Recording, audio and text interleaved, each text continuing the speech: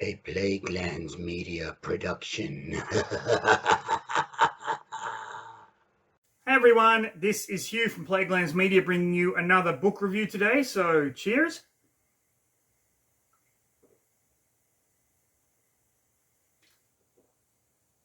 Goose Island make a delicious sessional IPA, I have to admit. Now, the book that I am going to review for you, I actually started watching the film adaptation a few weeks ago, got a little way into it, about 20-25 minutes, immediately hooked and thought, nope, I want to read the novel first before I go ahead and finish the movie. So this is a novel by the author Paul Tremblay, The Cabin at the End of the World. This is the version that has a still from the film on it, kind of like the motion picture tie-in. Now, I have never read a Paul Tremblay novel before, although based on this book, I will be reading a lot more of his work. I actually have purchased 3 more Paul Tremblay novels because I absolutely loved this. Now, this could be considered a horror novel, although the instances of horror are few and far between in this book. However, when it does hit, it hits fucking hard. Especially one death that had me just going, what the fuck? I would go so far as to say, and I know my friends have mocked me for saying this, and at some point I'm going to have to do a list of my top 10 favorite books, but this one would sneak into the top 10. It was that good. And the reason it was so good was because of the characterization. It was because of the plot. It's a simplistic plot set in one location, but it's incredibly tense to the point where you just don't want to stop reading. And there were times when I almost missed my train station stop because I was so engrossed in the book I didn't realize that it was coming up. There is one thing I have to say about this novel, in that it will not be for everyone, because 2 of the main characters are a married gay couple. These 2 characters, Eric and Andrew, have an adopted Chinese daughter called Wen. And if that's something that turns you off reading the book, if that's something you don't like or you don't want to see characterized in whatever forms of media you choose to partake in, that's your choice completely. No one is going to judge you for it, at least not on this channel. You like what you like and you hate what you hate. What I did appreciate was that aspect of the story, the fact that it is an unconventional, I know that's not the correct word I should be using, but family dynamic where Wen has 2 fathers. It didn't overtake the story. It wasn't thrown in there to be just like, oh, we have to have some gay characters in the book for the sake of having gay characters in the book. It just felt like a natural family dynamic, which was really, really well done. And Paul Tremblay is a phenomenal, phenomenal author. Now, the basic plot is 4 characters: Leonard, Redmond, Sabrina, and Adrienne have come to this cabin where this family is vacationing. And they are there because they have been called there. They have to speak to the people in this cabin, and then those people have to make a choice. One of them has to be sacrificed, and the other 2 have to be the one to kill that person. And if they don't, it's going to start the apocalypse. That's the plot. That's it.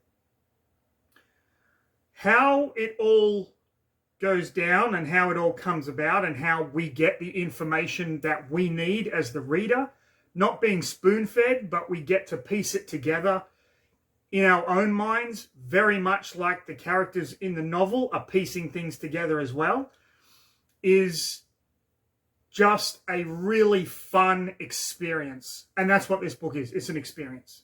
It was so much fun to read. And I'm looking on my, like right in front of me now, I've got a couple of Paul Tremblay down here. I've got the Pallbearers Club.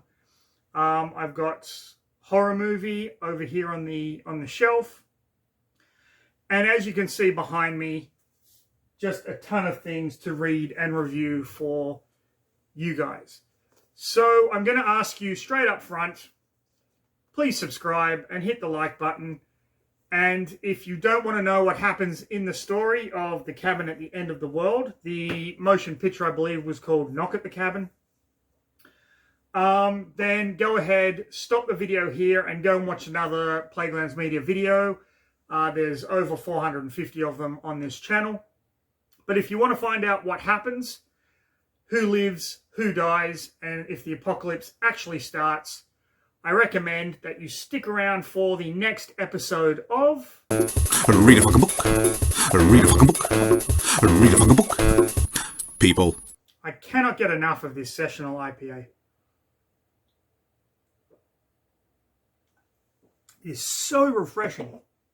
Goose Island. Good job. I believe this one is called Duck Duck Goose. Aha, hilarious. Now, the book begins with Wen, the daughter of Eric and Andrew, and she is catching grasshoppers in the yard in the front of the cabin. Eric and Andrew aren't there with her. They are out the back of the cabin, relaxing. And she's catching grasshoppers and she's putting them in this jar and she's naming each one of them. And from this, we get the idea that Wen is very, very intelligent. She's a very smart, very perceptive young girl. I believe she's maybe 7 or 8 in the novel. As she's doing this, Leonard comes up. Leonard approaches her from out of the forest and befriends her and talks to her and asks her about her family and things like that. And Wen, knowing that she shouldn't talk to strangers, but kind of trusting Leonard a bit, is very open, gives him a little bit of information. And then hears voices. This is the other 3 people in this group. And runs inside, gets her father's, explains what's happening. They lock the door, bar everything, and they're now hiding out in the cabin. We do find out a little bit about their backstory through the course of the novel. Eric was raised Catholic. His parents don't approve of his life choices. Andrew was attacked in a bar and smashed in the back of the head with a bottle. So he has kind of scars in the back of his head. And so he's very kind of reserved, but he's still the cool dad out of the 2 parents. Leonard and the 3 other people come to the cabin. Leonard asks very politely that they let them in. There's something that they have to talk about. Eric and Andrew try to call the police, but the phone lines have been cut. They can't get any cell phone service up there. And ultimately, the 4 of them break into the cabin and subdue Andrew and Eric, but not after a fight where Andrew kind of takes down Redmond and Eric is hit on the back of the head and is severely concussed. They're tied to chairs, and Leonard explains why the 4 of them are there. That they each have had a vision, they believe from God, and that vision has directed them to come to this cabin, and he explains the choice that they have to make. Each time they fail to make a choice, another apocalyptic event is going to happen. I believe the first event is the sky will fall. So Eric, one of the people is a nurse, and she kind of patches up Eric's head, but he's still severely concussed. Andrew is trying to calm Wen down because Wen is like freaking out at this point. And they debate back and forth with Leonard. A lot of this book is the conversation between the characters and Leonard trying to persuade them. He's not an asshole. He really believes this vision. And we find out that the four of them met on a message board. And so they kind of have this back and forth, and ultimately Eric and Andrew decide, no, we're not going to do this. Leonard turns on the television, and there's a breaking news story that no, the first one was the tsunami. Yeah, the first news story was the flood, the big flood. And there's an earthquake, and a giant tsunami hits the coast of America, and people are killed, and towns are kind of underwater. And Leonard's like, see, this is what I told you would happen. The next apocalypse is the sky is falling. And because they didn't make the choice, Redmond is sacrificed as part of the group. So he puts on a white mask and ends up being killed. I believe he kills himself. As they are kind of moving the body, Andrew's like, I recognize that guy, but I don't know where from. We later learn that Redmond was the guy who smashed the bottle over Andrew's head and went to jail for it. And so Andrew is telling the group, hey, listen, this seems like a fucking setup, that he has lured you here because of us. And then they have this other kind of back and forth. And then Eric and Andrew are kind of trying to escape. At one point,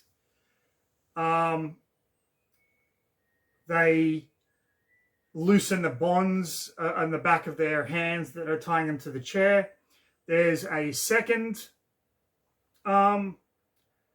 apocalypse where the sky is falling and all of these planes have just fallen out of the sky and crashed.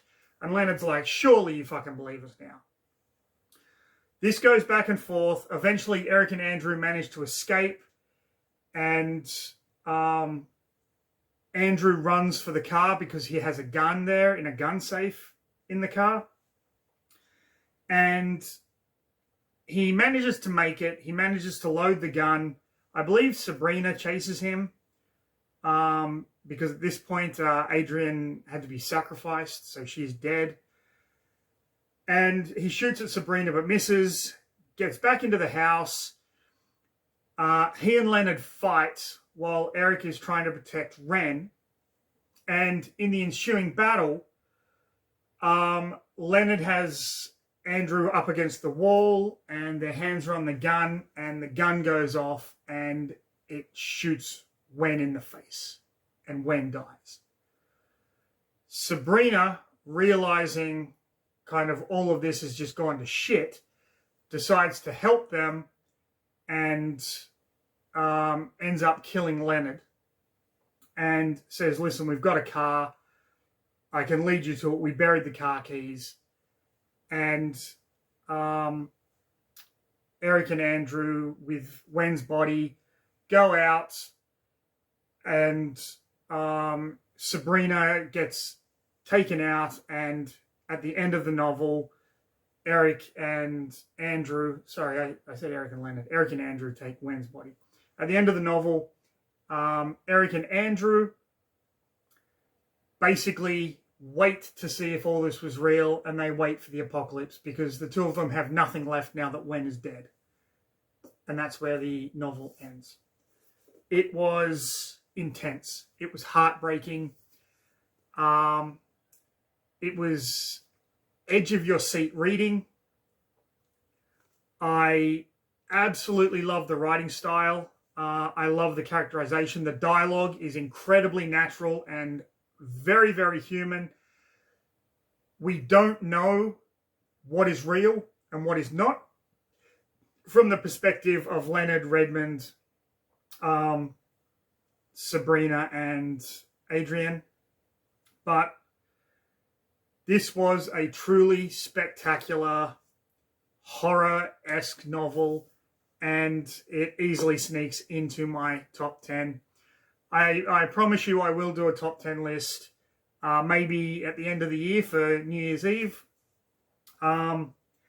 So yeah, that is The Cabin at the End of the World by Paul Tremblay. Highly recommend it.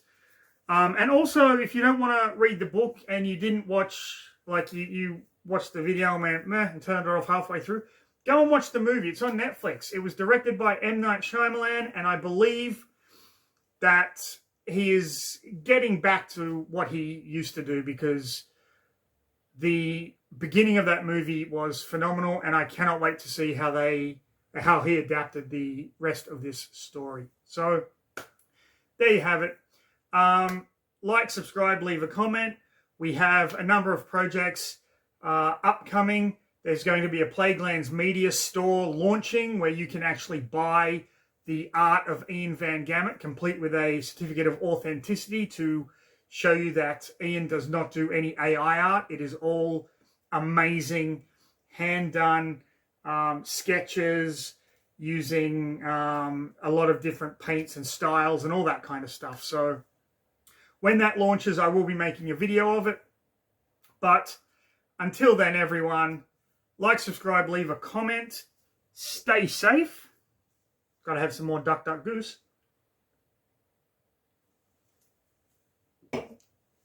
Have an absolutely fantastic rest of your day. But most importantly, read a fucking book, people.